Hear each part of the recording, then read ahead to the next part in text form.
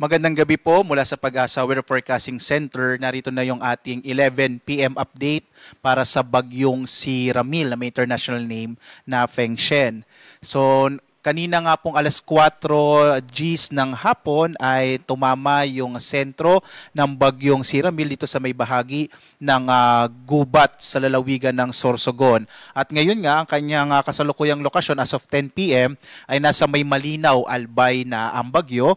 Taglay yung pinakamalakas na hangin nasa 65 kilometers per hour malapit sa gitna at pagbugso naman nasa 110 kilometers per hour. Kumikilos po ito pakanluran, hilagang kanluran at inaasa natin nakikilos din pahilagang kanluran sa bilis na 20 kilometers per hour. Narito po yung ating extent ng bagyo. So makikita po natin na malaking bahagi din pati sa Visayas at dito sa Luzon ay magkakaroon or nakakaranas ng mga pagulan na dulot nga ng bagyong si Ramil. Narito yung ating latest track ng bagyong si Ramil. Makikita po natin na kikilos po ang bagyo dito sa may kalupaan ng Bicol Region. Lalabas ito sa may area ng Camarines Norte at posible na magkaroon ito ng panibagong landfall yung sentro nito sa bahagi ng Polillo Islands bago muling maglandfall sa may area ng Isabela o Aurora. So bigyan po natin ng pansin itong tinatawag natin, ito pong area na to, ito po yung tinatawag na forecast confidence cone. Ibig sabihin po nito, itong cone na ito, maaring dito gumalaw yung sentro ng bagyo. Kaya po binabanggit natin na po pwedeng itong maglandfall dito sa may area ng Polillo Islands o kung medyo gagalaw pa yung sentro ng bagyo, maaari ding itong maglandfall either dito sa bahagi po ng Isabela, sang Aurora o pwede rin sa may Northern Quezon.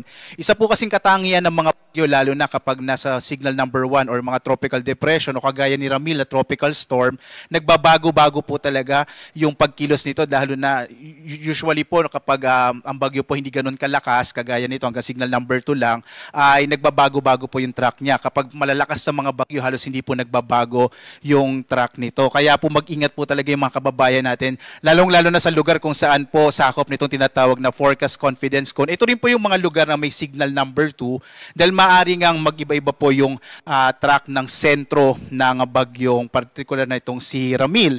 Base rin po sa track natin, once na kikilos po ito pahilagang kanluran, dadaan po sa may area ng Polillo at papasok po sa may area ng Central Luzon, particular na either dito nga po sa bahagi ng Aurora or dito sa Isabela, and then po kikilos ito sa mainland Luzon, sa may bahagi po ng area ng Cordillera at possible na lumabas sa may area ng Pangasinan o ng La Union.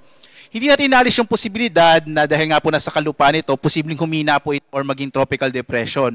Gayun pa man mga kababayan, maging tropical depression man o tropical storm ang bagyong si Ramil, magdadala pa rin ito ng pagbugso ng hangin at mga pag-ulan partikular na sa malaking bahagi ng Luzon. Ina-expect din po natin o inaasahan natin na ito ay lalabas ng Philippine Area of Responsibility araw naman ng Lunes. Narito naman yung mga lugar kung saan nakataas ang tropical cyclone wind signal number 2. Ito po yung area ng southeastern portion ng Isabela, southern portion ng Quirino, central and southern portions ng Nueva Vizcaya, central at southern portion ng Benguet, gayon din sa central at southern portion ng La Union, eastern portion ng Pangasinan, kasama yung buong lalawigan ng Aurora, gayon din po ang eastern portion ng Nueva Ecija, northern portion ng Quezon, kasama yung Polillo Islands, Camarines Norte, Catanduanes, northern and eastern portion ng Camarines Sur, eastern portion ng Albay at northeastern portion ng Sorsogon.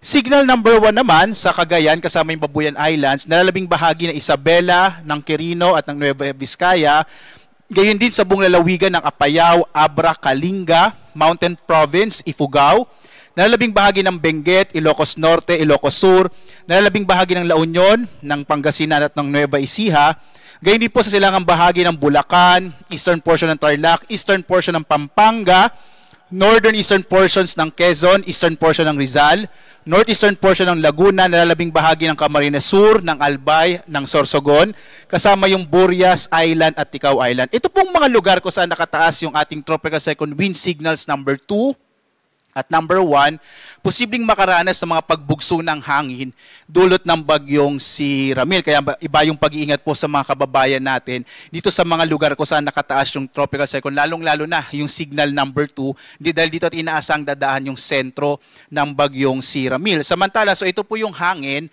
Pagdating sa mga pag-ulan, inaasahan natin malaking bahagi ng Luzon, lalo na sa eastern section ng Luzon, ay makararanas ng mga malalakas na mga pag-ulan na maaring magdulot ng mga biglang pagbaha or flash floods at pagguho ng lupa or landslides. Kaya po iba yung pag-iingat po. Makikita natin ngayong araw, maraming bahagi po, lalo na sa may Panay Island sa Visayas ay nakaranas ng malalakas na mga pag-ulan. Inaasa natin magpapatuloy yung mga malalakas na mga pag-ulan ngayong gabi hanggang bukas, lalong-lalo dito sa area kung saan dadaan po yung sentro ng bagyong si Ramil.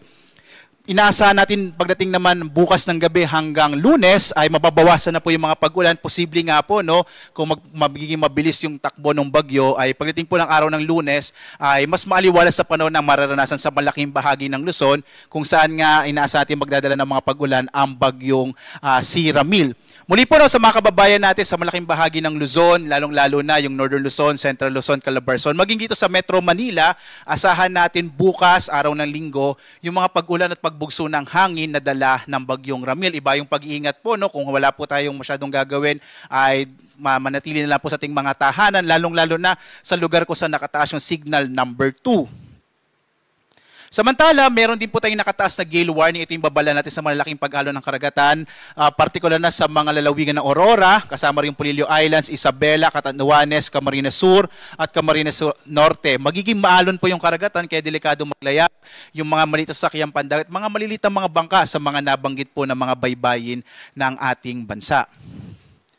Naglabas din po tayo ng ating storm surge warning. Ito po yung mga lugar kung saan yung mga baybay dagat ay inaasahan natin na nasa 1 hanggang 2 metro ang taas ng alon dulot ng hangin na dala ng bagyo. Kaya po sa mga kababayan natin na nasa mga coastal communities ay magmatyag po tayo hanggat maaari. Sumunod po tayo sa mga bilin ng ating mga local government units. Kung kailangan po mag-evacuate po, ay iba yung sumunod po tayo sa ating mga local government units dahil nga inaasahan din natin dahil po yung bagyo ay papalapit po habang binabaybay nito yung Bicol, eventually maaari po nitong maglandfall sa may area, sa may eastern section po ng Luzon, kaya posible magkaroon ng mga storm surge habang papalapit yung sentro ng bagyong si Ramil. So ito po yung mga lugar ng Albay, Aurora, Camarines Norte, Camarines Sur, Catanduanes, Ilocos Norte, Ilocos Sur, Isabela, La Union, Marinduque, Masbate, Pangasinan, Quezon at Lawigan ng Zambales. So mag-ingat po lalo yung mga nasa coastal communities.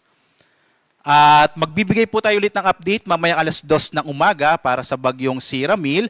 Maaari pa rin po tayong sundan sa iba't ibang mga social media platform, X, Facebook at YouTube at sa ating dalawang websites. Meron po tayong mga ini-issue din ng mga thunderstorm advisories, rainfall information, heavy rainfall warning at mga flood advisories sa buong bansa. At live na nagbibigay update mula dito sa Pag-asa Weather Forecasting Center. Ako si Obet Badrina. Maghanda po tayo lagi para sa ligtas na Pilipinas. Maraming salamat po. Mag-ingat po kayong lahat.